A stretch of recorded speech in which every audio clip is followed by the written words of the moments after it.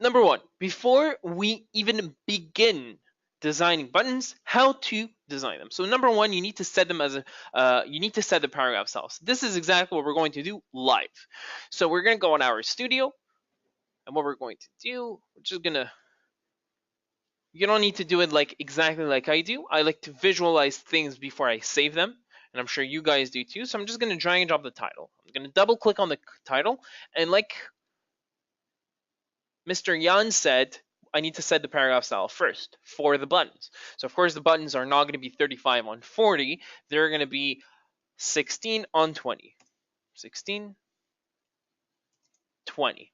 Now buttons are most likely going to be white. So let's change the color to white. Okay, I can click anywhere else and see how the sort of the button looks like. Okay, so I'm going to change to my font. It's centered. When I'm done, I'm going to click Save as a New Style. And what I'm going to do, Weby'nar button white, and I'm going to change the tag to P. When I'm done, I click Check. And I can also change this to the blue color, because let's say I want a white, white button, and inside the text will be blue. So I'm just going to change the text, and I'm going to add again by clicking on this small button here, Save as New Style. And instead of copy, I'm just going to call it blue. There you go. Okay, fine. I set my paragraph style. What's next? Okay, choose your button. So I'm just going to go on the button section here. Galleries, buttons. Oh, wonderful. So you have a solid button, you have a ghost button, you have a radius button. So in my case, I like radius buttons. Okay, I can choose also line buttons. This is also nice. You have call buttons. Call buttons, just to let you know, when I'm drag and drop the call button and I go to the properties panel, I can just simply add a phone number.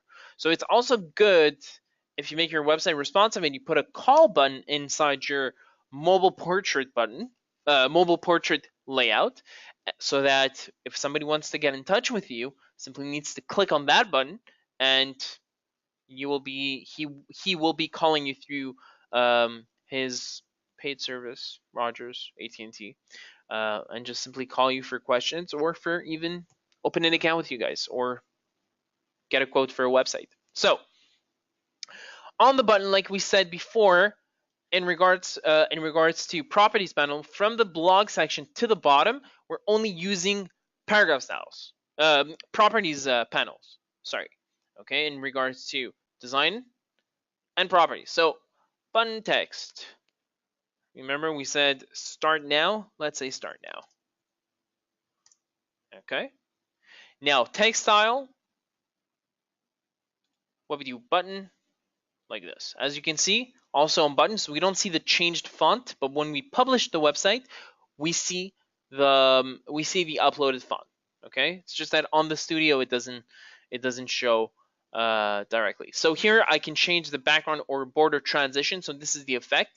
Basically, what I can do, I can change, instead of the background, sweep to top, and you're going to see the effect that it does. Button effect, I can make it bounce in. Okay, if I go on preview, kind of going to see what it does. Bounce in. Okay. All right, corner radius, I'm going to do 10. Just enlarge it. Make it wider. Maybe instead of 10, we're just going to change it to 5. Yeah, 5 is very nice. So I changed the width to 200 on 50, like this. I'm going to do the same thing here.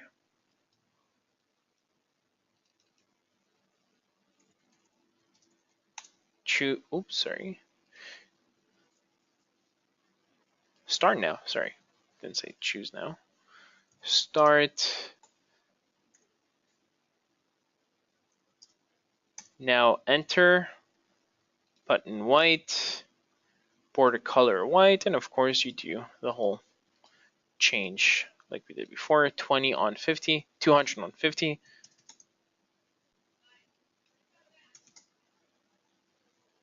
And the border radius 5.